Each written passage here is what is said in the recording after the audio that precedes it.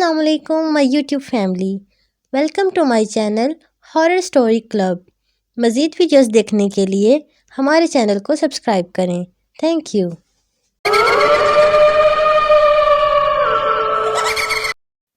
دی news کی اس خبر نے سارے شہر میں کھلبلی مچا دی تھی۔ یوں خبر بھی کچھ کم حیرت انگیز نہ تھی۔ دی نیوز کے دروازے پر اس وقت خاصی بھیڑ تھی۔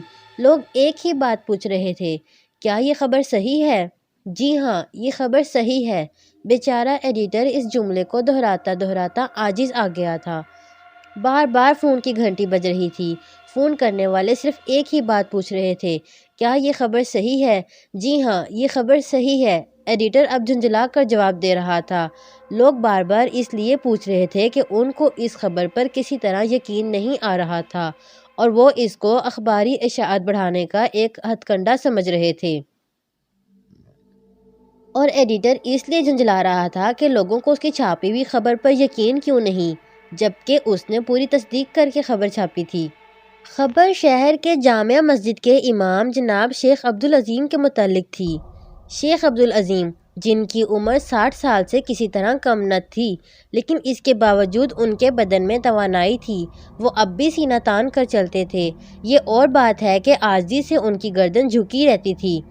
رنگ گورا، گالوں پر ہلکی ہلکی سرخی، بھرا ہوا چہرے پر دو بڑی بڑی جاگتی آنکھیں جنہیں اب تک شیشوں کی ضرورت نہ پڑی تھی، سفید بالوں والی خوبصورت داڑھی۔ وہ بے حد نیک آدمی تھے اور اپنی پرخلوص طبیعت کے لیے بہت مشہور تھے۔ کل رات وہ چھت پر سو رہے تھے۔ قریب ہی ان کی بیوی کا پلنگ تھا کہ ٹھیک 12 بجے چھت پر ایک کھنڈولا اترا اور اس میں ایک خوبصورت پری بیٹھی ہوئی تھی۔ اس پری نے اپنے ساتھ لائے ہوئے غلاموں کو اشارہ کیا۔ اشارہ پاتے ہی غلاموں نے شیخ صاحب کو ماں پلنگ کے اٹھا لیا اور اس پلنگ کو ہنڈولے پر رکھ دیا۔ شیخ صاحب کی بیوی نے یہ پورا واقعہ اپنی آنکھوں سے دیکھا، لیکن اس کے باوجود وہ بول نہ سکیں اور وہ اسے جاگتی آنکھوں کا خواب سمجھتی رہیں۔ جب ہنڈولا آنکھوں سے اوجھل ہو گیا اور شیخ صاحب کا پلنگ بھی برابر میں نظر نہ آیا تو انہوں نے اپنے رخسار پر بڑے زور سے تماچا مارا۔ تماچے کی آواز ہوئی اور ساتھ ہی انہیں تکلیف بھی محسوس ہوئی۔ پھر وہ اٹھ کر کھڑی ہو گئیں اور چلانے لگیں، لیکن اب چلانے سے کیا ہونا تھا؟ پری شیخ صاحب کو اڑا کر لے جا چکی تھی۔ یہ تھا وہ واقعہ جس کو خبر بنا کر دی نیوز میں شائع کیا گیا تھا۔ بات واقعی حیرت انگیز تھی، لیکن تھی سچی۔ لوگوں کو یقین نہیں آ رہا تھا تو اس میں لوگوں کا کوئی قصور نہیں تھا۔ قصور تو اس واقعے کا تھا کہ جو 20ویں صدی میں پیش آیا تھا۔ دن خاصا چڑھ گیا تھا۔ ہر طرف اس خبر کا چرچا تھا۔ ارے تم نے سنا؟ ہاں یار، بڑی عجیب بات ہے کہ شیخ صاحب کو پری اڑا کر لے گئی۔ کیا اب تک پریوں کا وجود ہے؟ اس واقعے سے تو یہی معلوم ہوتا ہے کہ پریاں ابھی بھی موجود ہیں۔ ذرا تم سنبھل کر سونا، کہیں تمہیں نہ اڑا کر لے جائیں۔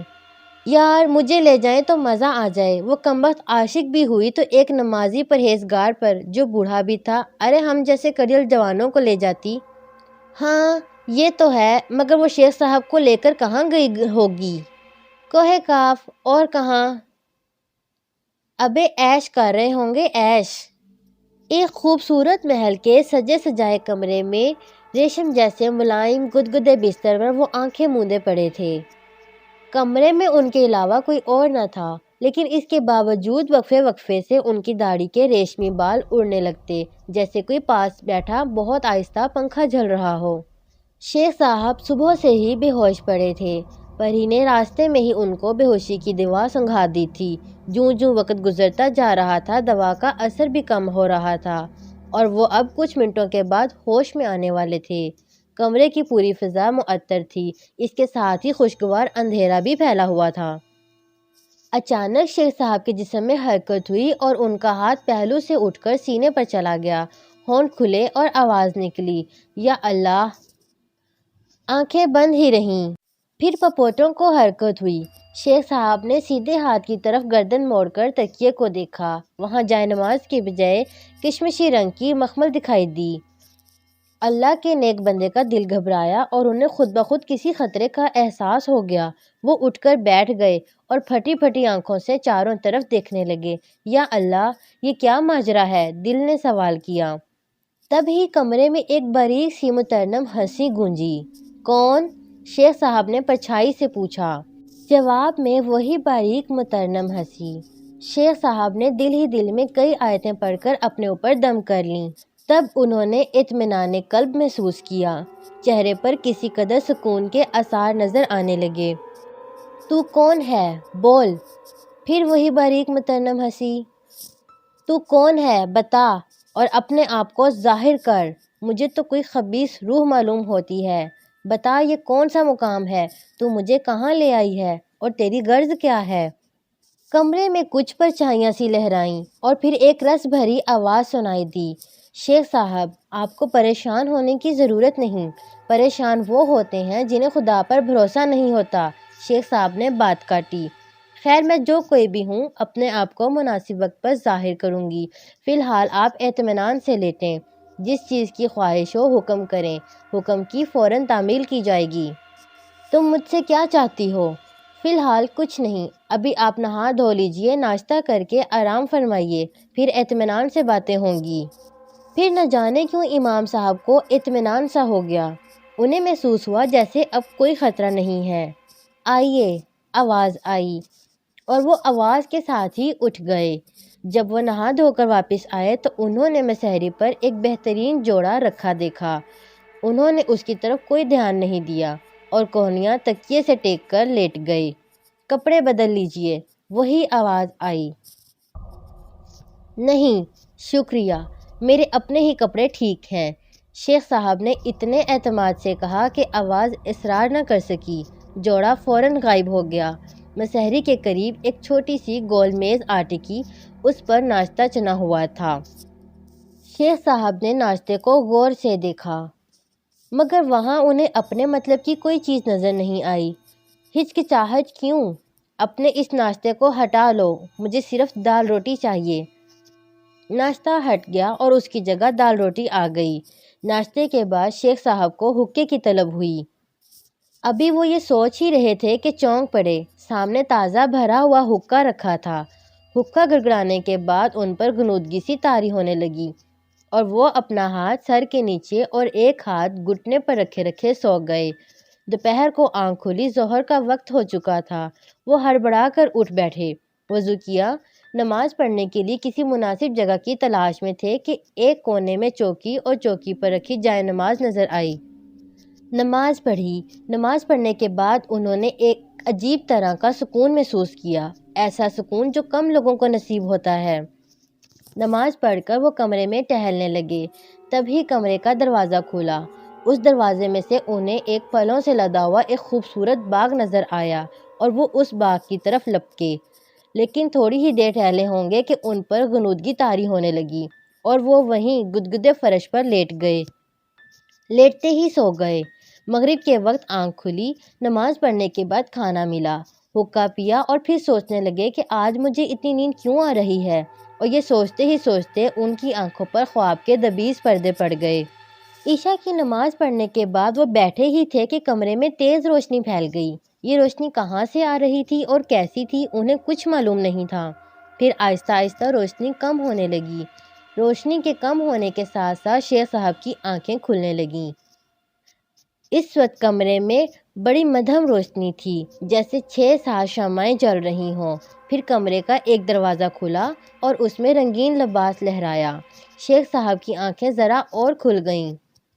کمرے میں داخل ہونے والی ایک نوجوان رسیلی لڑکی تھی، جس کے باریک لباس سے اس کا جسم نظر آ رہا تھا۔ شیخ صاحب نے اسے دیکھتے ہی لا حول ولا قوت کا ایک زوردار نعرہ لگایا۔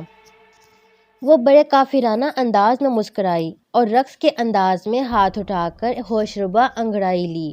شیخ صاحب تاب نہ لا سکے اور انہوں نے منہ پھیر لیا اور جلدی جلدی آیتیں پڑھنے لگے۔ اوہ، آپ نے تو منہ پھیر لیا، آپ نے تو مجھے دیکھنے کی خواہش ظاہر کی تھی۔ لیجیے، اب میں نے خود کو ظاہر کر دیا ہے، مجھے جی بھر کر دیکھیے۔ میرا نام گل بانو ہے، میں ایک پری ہوں اور آپ کی کنیز۔ اس وقت آپ میرے محل میں ہیں۔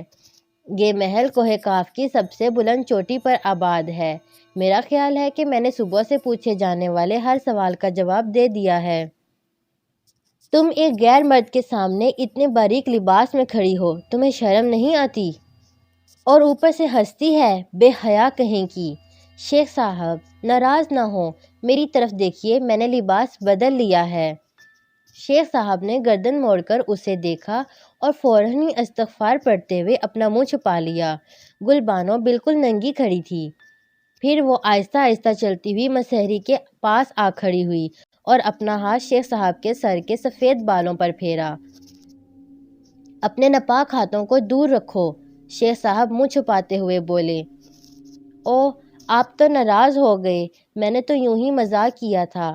اب میری طرف دیکھیے، میں نے کتنی موٹی چادر لپیٹ رکھی ہے، دیکھیے نا۔ او خبیث عورت، تو اپنی غرض بتا۔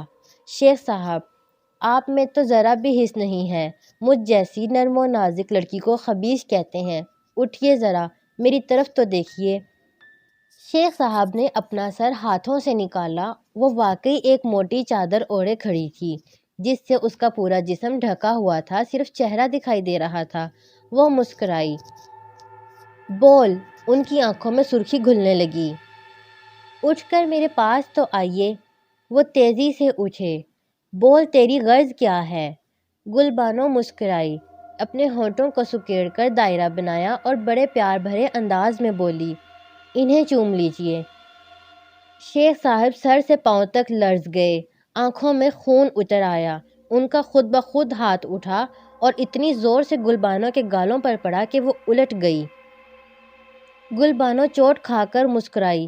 اس کے گالوں پر خون کی 5 لکیریں برابر برابر بہہ رہی تھیں۔ شیخ صاحب، کل سے آپ کا کھانا بند، اور اس وقت تک کے لیے جب تک آپ میری یہ معمولی سی خواہش پوری نہ کریں گے۔ لعنت ہے تجھ پر اور تیری اس معمولی سی خواہش پر، دور ہو جا میری نظروں سے۔ اور پھر واقعی اگلے دن سے نہ صرف اس نے کھانا پینا بند کر دیا بلکہ حقہ بھی بند کر دیا۔ 2 دن شیخ صاحب نے بخیر و خوبی کاٹ دیے۔ تیسرے دن سے ان کی حالت غیر ہونے لگی۔ کھانے کی بات ہو تو آدمی کسی حد تک برداشت کرے، لیکن پیاس کس طرح کوئی برداشت کرے، اور پھر اوپر سے حقے کی طلب۔ جب چوتھا دن لگا تو شیخ صاحب نے محسوس کیا کہ اب وہ زیادہ دن زندہ نہیں رہ سکیں گے۔ پیٹ سے جا لگا تھا اور رنگ زرد ہو چکا تھا۔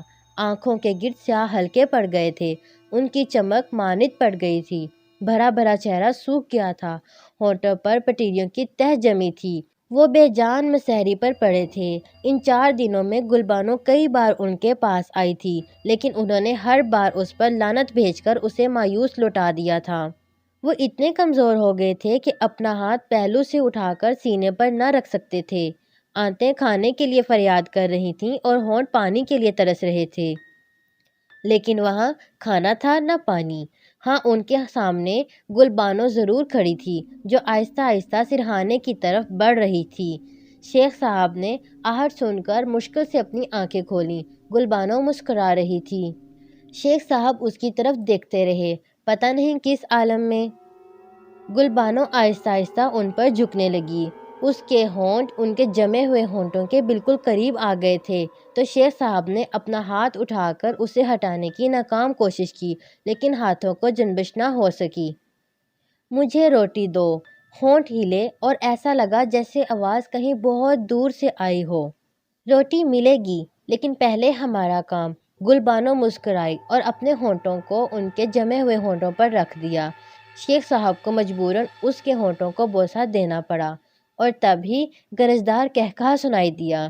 اس قہقہے کی آواز سے پورا محل لرز گیا۔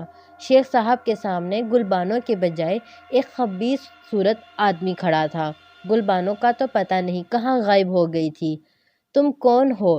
شیخ صاحب نے نحیف آواز میں کہا۔ میں شیطان الشیاطین۔ کون؟ ابلیس؟ ہاں، میں ابلیس ہوں۔ لا حول ولا قوت۔ میرا تجربہ کامیاب ہوا۔ ابلیس نے زوردار قہقہہ لگایا اور غائب ہو گیا۔